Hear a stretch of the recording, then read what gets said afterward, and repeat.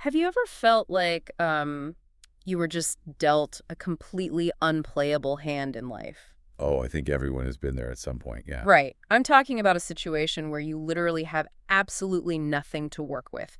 No money, no natural talent, a memory that just completely fails you, or maybe, as we'll see today, just a literal dead mouse. The dead mouse, yeah, it sounds absurd, but it's actually the crux of the whole thing. It really is, because we spend so much time obsessing over the resources we lack, Right. right? But what if that perceived nothing was actually the exact starting capital you needed to achieve ultimate It's a success? massive paradigm shift. Exactly. So, welcome everyone. We have a truly unique deep dive today, and this one is tailored exclusively for the Simplified Awakening YouTube channel. It's going to be a fascinating journey. It really is. And if you are joining us on this journey of discovery, I humbly ask that you subscribe to the channel, hit that like button, and share your valuable comments down below as we go along. You definitely won't want to miss where this story goes. So, our mission today, we are diving into the Cullaka-Setthi Jataka. Right, which is birth story number 4 from the ancient Buddhist Jataka tales. And we're going to pull the underlying wisdom out of 2 parallel lifetimes of a single soul. One narrative is all about breaking through severe mental blocks to achieve spiritual awakening. While the other is basically a masterclass in the mechanics of wealth, building a literal empire from absolute zero. Which is why I want anyone listening to view this deep dive as a study in extreme resourcefulness. But to get there, we really need to address the starting point. Yeah, we have to start at bottom. Right. Because the text begins by introducing us to a character who is, by all accounts, the worst student in the history of academia. Oh, without a doubt. So why anchor a profound ancient text about ultimate potential on someone who seems entirely incapable of learning? Well, it's because it forces us to really interrogate our definitions of failure. So we are introduced to 2 brothers, Great Wayman and Little Wayman, and their origin story is entirely defined by social exile. Their mother was actually the daughter of a wealthy merchant in the city of Rajagaha. High society, basically. Exactly. But she makes a choice that completely ruins her social standing. She flees her luxurious life to run away with one of the family servants. Oh, wow. That is a complete severing of ties. I mean, you don't just walk back into high society after doing something like that. You really don't. Yeah. So they are completely isolated, living in poverty. And the consequence of that isolation plays out during her pregnancies. Right, she wants to go back, doesn't she? Yeah, both times she's nearing childbirth, she begs her husband to let her return to her family just so she has some support. But he keeps delaying out of fear of the grandfather's wrath. Which, I mean, makes sense, but it leaves her stranded. Right. So both times she sets out on her own, and both times she ends up giving birth in the dirt on the side of a road. Hence the name. Exactly. That is why the children are named Wayman. They're quite literally born on the road, lacking a true home or any kind of status. And eventually, the parents realize they just can't provide for them, right? So they send the boys back to be raised by their wealthy grandfather. Which is a massive whiplash in their environment. Totally. They go from being born outcasts on a dirt road to suddenly living in a wealthy estate. And the older brother, Great Wayman, he adapts perfectly. He thrives in it. Right. He starts accompanying his grandfather to hear the Buddha preach, he joins the brotherhood, and he rapidly ascends. He reaches arhatship, which is the ultimate spiritual goal. And naturally, he wants to pull his younger brother up the ladder with him. Yeah, so he ordains Little Wayman, but the younger brother he hits a brick wall. The text describes him as a complete dullard. And the text actually gives us a very specific mechanism for this mental block, framing it through the lens of karma. Okay, let's get into that. Why is he struggling so much? Well, during the era of a previous Buddha, Kassapa, Little Wayman had actually been a highly intelligent, knowledgeable monk. Oh, wait, really? So he used to be smart. Extremely smart. But he used that intellect to cruelly mock and scorn a struggling, dull-minded brother in the monastery. Ah, I see. So it's not like a biological lack of intelligence in his current life. It's an allegory for deep psychological baggage. That is a highly accurate way to look at it. Right, because he created an environment of shame around learning for someone else, and now he's trapped in that exact same cognitive dissonance. Exactly. The karmic debt manifests as a total inability to retain information. His mind just simply rejects it. Great Wayman gives him a single 4-line stanza to memorize. Just 4 lines? Just 4. It begins low, like a fragrant lotus at the dawn of day. It is a very basic piece of poetry. But Little Wayman spends 4 entire months trying to memorize those 4 lines. That is a staggering amount of time. I mean, for the listener, just imagine sitting at your desk every single day for a fiscal quarter, trying to memorize a single paragraph and just failing. It's cognitive gridlock. Every time he forces a new line into his short-term memory, it pushes the previous line out. Oh, that sounds so frustrating. It is. The traditional pedagogical method, which is rote memorization, is just entirely incompatible with his current mental state. He's putting in the labor, but the method itself is failing him. And his brother's reaction is just brutal. Great Wayman, who is supposed to be this enlightened, compassionate figure, he just writes him off. He really does. He basically tells Little Wayman that if he can't learn 4 lines in 4 months, he has no future in the monastery. And then he expels him. And it gets even worse than that. Right, because of the feast. A prominent layman named Javaka invites all 500 brethren to a massive feast, and Great Wayman accepts for 499 of them. He explicitly leaves his own brother off the guest list. Yes, he essentially tells the host, invite everyone except my brother. I mean, think about the imposter syndrome there, getting fired by your own sibling and publicly excluded from your entire professional community. The psychological devastation is absolute. Little Wayman is facing ostracization from his family, his teacher, and his peers, all simultaneously. It's definitely rock bottom. It is. But the narrative uses this rock-bottom moment to illustrate a crucial flaw in how we view mentorship. How so? Well, Great Wayman failed as a teacher because he possessed only one tool standardized instruction. When the student didn't fit the mold, the teacher blamed the student. Wow. Yeah, that happens all the time today, too. Exactly. This creates the necessity for a master who actually understands how to change the medium of instruction. Which brings us to the Buddha's intervention. Little Wayman is broken. He decides to give up, leave the brotherhood, and just try to be a good layman. He's literally walking away at dawn. Right. But the Buddha intercepts him on the road. Yeah. And what I love here is that the Buddha doesn't offer him pity, and more importantly, he doesn't hand him another poem to memorize. No, he fundamentally alters the learning environment. Yeah. The Buddha asks where he's going, and when Little Wayman explains the expulsion, the Buddha reminds him of a simple truth. He says, your brother didn't give you your vows. I did. Which is such a powerful reframing of his worth. It really is. The Buddha recognizes the cognitive block. So he hands Little Wayman a perfectly clean, pristine piece of cloth. Okay. And he gives him a highly specific physical task. He tells him to face the east, handle the cloth, and just repeat the phrase, removal of impurity. I want to pause on the mechanics of this for a second because he shifts from an intellectual task to a kinesthetic, tactile one. But why facing east? Well, the east represents the rising sun. So as Little Wayman sits in the heat of the morning sun, manipulating this clean fabric, his body reacts. He starts sweating. Exactly. His hands sweat, the dirt, the oils, the physical reality of his own body transfer to the cloth. The pristine fabric becomes visibly soiled in his hands. Ah, so he's watching the degradation happen in real time. He isn't reading about impermanence. He's physically experiencing it. Yes. He looks at the dirty cloth and realizes impermanent indeed are all compounded things. His own sweat ruined the purity. And the moment that physical connection clicks, the Buddha sends an apparition to deliver the core insight. Right. That true impurity isn't physical dirt on a cloth. Exactly. The real impurities are the psychological blocks. Lust, wrath, delusion, residing within the mind itself. It's just brilliant pedagogy. The Buddha recognized that the student was a tactile learner who needed an experiential trigger. And the text even notes that in a past life, Little Wayman had been a king who wiped his sweating brow with a clean cloth and had a fleeting thought about mortality. Oh, that's a cool detail. So the Buddha used a physical action to bypass the jammed intellectual pathways and trigger this dormant realization. Precisely. And the result is instantaneous.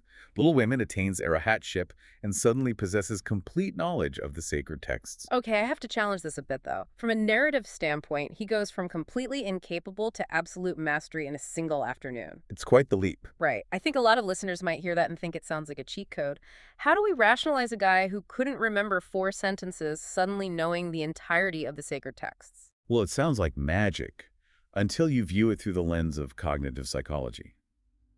Think of his mind like a dam. Okay, a dam. The knowledge, the capacity, the intellect, they were always present in the reservoir. But they were held back by a massive structure of psychological baggage and self-doubt. Right, from his past life karma. Exactly. Great Wayman's approach was to try and force more water over the top of the dam.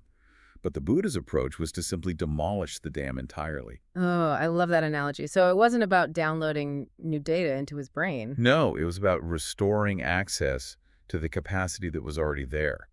Once the psychological hindrance was removed, his mind's natural capability just rushed back in. That makes a lot of sense. It's not acquisition, it's unblocking. And he demonstrates this unblocked capacity in a highly dramatic fashion, doesn't he? Oh, the flex at the feast is amazing. It really is. Back at Javaka's feast, the 499 monks are about to eat. But the Buddha stops the ceremony and asks if any brethren are missing. And Great Wayman confidently states the monastery is empty. Yeah, he's so sure of it. But the Buddha tells them to send a servant to check anyway.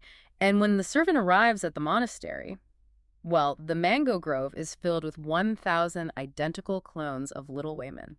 All performing different tasks. It is a striking, almost humorous visual. Seriously. Some of the clones are dyeing cloth, some are reciting texts, others are meditating. And the servant just runs back in a total panic. So the Buddha tells him to go back and say, the master sends for him whose name is Little Wayman. Which leads to the best part. Yes. The servant yells this out, and 1,000 voices answer in perfect unison, I am Little Wayman. It's such an incredible flex. It is a demonstration of absolute presence and self-mastery. So the Buddha tells the servant to simply grab the first one who speaks and the rest vanish. Little Wayman is brought to the feast, and to complete the redemption arc, the Buddha assigns him to deliver the post-meal address. Right. The man who was literally mute with anxiety that morning delivers a roaring, flawless theological sermon. The monks are obviously stunned. They're discussing this radical transformation later that night, and the Buddha essentially tells them, you think this is impressive? This isn't the first time he's compounded a massive return from a perceived disadvantage. Yeah, the Buddha reveals a past life. Right. He says in a past life, Little Wayman did the exact same thing, but instead of unlocking his mind, he unlocked infinite material wealth. And this transitions us beautifully from the internal world to the external world, because the underlying principle remains identical. Leveraging an overlooked asset. Exactly. So the text takes us to a past life in the city of Benares. The Buddha, in this incarnation, is a highly respected and wealthy official known as Treasurer Little. Right, and Treasurer Little is walking down the street, sees a dead mouse on the road, observes the astrological signs, and just makes an offhand comment. He says that any shrewd young man with his wits about him could take that dead mouse, start a business, and support a family. Which sounds crazy. But a poor young man from a good family, who is the past incarnation of Little Wayman, overhears this. And he knows the treasurer's reputation for insight. Yeah, so he takes the advice literally. He picks up the roadkill. And what follows is just one of the most fascinating economic sequences in ancient literature. It is an exercise in pure compounding leverage. So let's break down the mechanics of these trades, because it is essentially an ancient masterclass in supply chain manipulation and arbitrage, like the ultimate paperclip trading challenge. That's exactly what it is. So, trade one. He takes the dead mouse to a local tavern and sells it to them for their cat, and he earns one single farthing. Now, a farthing is a fraction of a penny. It is effectively nothing. Right. But in the hands of an entrepreneur, it is seed capital. The critical mistake most people make is consuming their initial capital. He doesn't go buy a meal. He reinvests 100% of it. Okay, so what does he buy? He buys a small amount of molasses and secures some drinking water. He then locates a group of flower gatherers returning from the forest. They are exhausted and dehydrated. So he offers them the molasses and water. Yeah. He identifies a pain point thirsty laborers and provides a solution at almost zero cost to himself. And in gratitude, they don't pay him in cash, they pay him in inventory. Each gatherer gives him a handful of flowers. Brilliant. So he sells the flowers, reinvests the profits into more molasses and water the next day, and rapidly scales that single farthing into 8 pennies. He has established a profitable, albeit small, operating business, but he is constantly looking for external events to leverage. Right. He's waiting for an opportunity. And it comes. A severe windstorm hits the king's plaisance, blowing down branches and leaves everywhere. Let's clarify that term for the listener. A plaisance is an archaic word for a royal garden or a pleasure ground. So the king's pristine private park is completely trashed by this storm. Exactly. And the royal gardener is standing there completely overwhelmed by the sheer volume of debris. So our young man approaches him. Right. He makes a proposition. He says, I will clear this entire park for you today, but my fee is that I get to keep all the wood and branches I collect. And the gardener, desperate for a solution, just agrees. But the young man doesn't start doing manual labor himself. No, this is my favorite part. He goes to the local playground, finds the neighborhood children, and bribes them with his molasses. He turns the cleanup into a game. Yes. The kids swarm the park and drag every single branch into a massive, organized pile at the entrance. He essentially outsourced the heavy lifting by leveraging cheap, available resources. It is textbook labor arbitrage. He traded pennies worth of molasses for massive physical output. So smart. And he doesn't just sit on the inventory either. He anticipates market demand. He knows the king's potter is constantly firing kilns and requires fuel. Oh, of course. So when the potter comes looking for wood, the young man has a massive pre-gathered pile ready to go. The potter buys the entire lot for 16 pennies and 5 heavy bowls. Wow. So his capital is now 24 pennies and hard assets. He went from a dead mouse to 24 pennies and a set of bowls. And here is where his strategy shifts from sheer hustle to long-term networking. He takes those bowls, sets up a water station near the city gates, and begins supplying free drinking water to 500 grass mowers who cut feed for the city's livestock. Free water. Completely free. He isn't asking for money. When the mowers tell him they are grateful and ask how they can repay him, he simply says, I'll let you know when I need you. So he is banking Goodwill. He is building a network of strategic relationships, essentially creating a localized favor bank. Exactly. And because he's positioned near the gates, he starts befriending land traders and sea traders. This network becomes his source of insider information. Which pays off big time. Huge. A land trader casually mentions to him that a major horse dealer is arriving the very next day with 500 horses. And this is where he executes a brilliant, albeit kind of ruthless, market manipulation. He runs to his 500 grass mowers and calls in his chips. He tells them, I need each of you to give me 1 bundle of grass today, and I need you to promise me you will not sell any of your own grass on the open market until my bundles are sold. And because of the favor bank, they agree. He essentially shorts the grass market. So when the horse dealer arrives, He has 500 hungry horses and requires immediate feed. He searches the entire city, but there isn't a single blade of grass available for purchase. because the young man has successfully cornered the market and created artificial scarcity. The dealer is trapped. He has no choice but to negotiate with the monopolist. The young man sells his 500 bundles for an astronomical 1,000 pieces of money. Unbelievable. He has successfully utilized his favor bank to dictate market pricing. It's phenomenal execution. But the final trade, the one that cements his empire, relies on an entirely different economic principle. Which is what? The power of perceived status and credit. His sea trading friend tips him off that a massive merchant ship has just docked at the port. Now, he has 1,000 pieces of money, but he doesn't just walk down to the docks like a commoner, right? No. He spends 8 pence to rent a highly appointed luxurious carriage. Gotta look the part. Exactly. He rolls up to the port looking like an aristocratic high roller. He walks onto the ship, and instead of buying a few goods, he uses his signet ring as a deposit to buy the entire cargo of the ship on credit. Oh, wow. So he collateralizes his newly manufactured aura of wealth. Yes. He then establishes a VIP pavilion on the docks with 3 successive ushers to control access to him. So he creates an impenetrable wall of exclusivity. Exactly.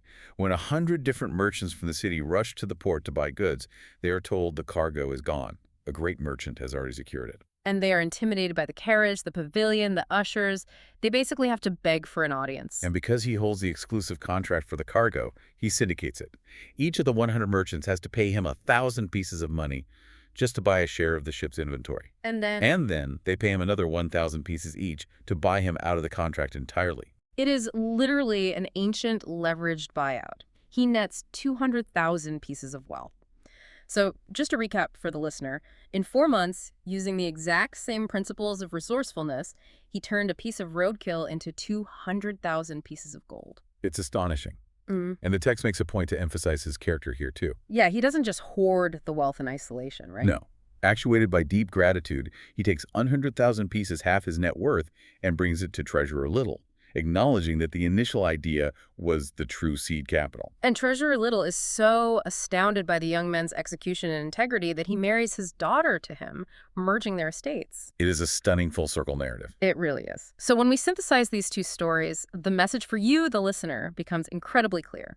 In both lifetimes, Little Wayman started with what society deemed a completely useless burden. A mind that couldn't retain 4 lines of poetry and a literal dead mouse on the street. Right.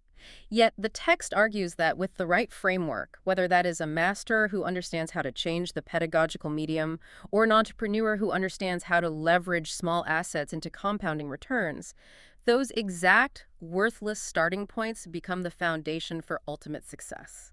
The blocked mind, once cleared, was capable of instantaneous enlightenment.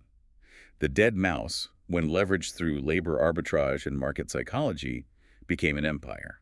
It proves that there is no such thing as having nothing to work with. There is only a failure to recognize the potential of what is right in front of you, which leaves us with a final provocative thought for you to ponder, something that extends far beyond the details of this ancient text. I think I know where you're going with this. What is the dead mouse in your life right now? What overlooked resource, apparent failure, or perceived weakness are you ignoring or throwing away? That could actually be the exact starting capital you need for your greatest breakthrough. That is the real question. It is, and I want you to critically examine that in your own life. And more importantly, I want to hear your thoughts.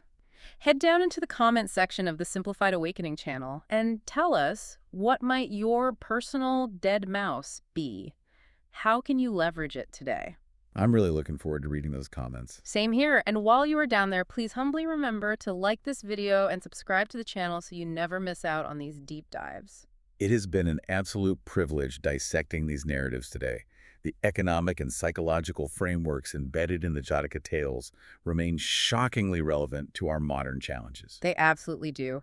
Thank you for joining us on this deep dive. Stay hooked, keep questioning the limitations you place on yourself, and look out for the next story right here on the channel.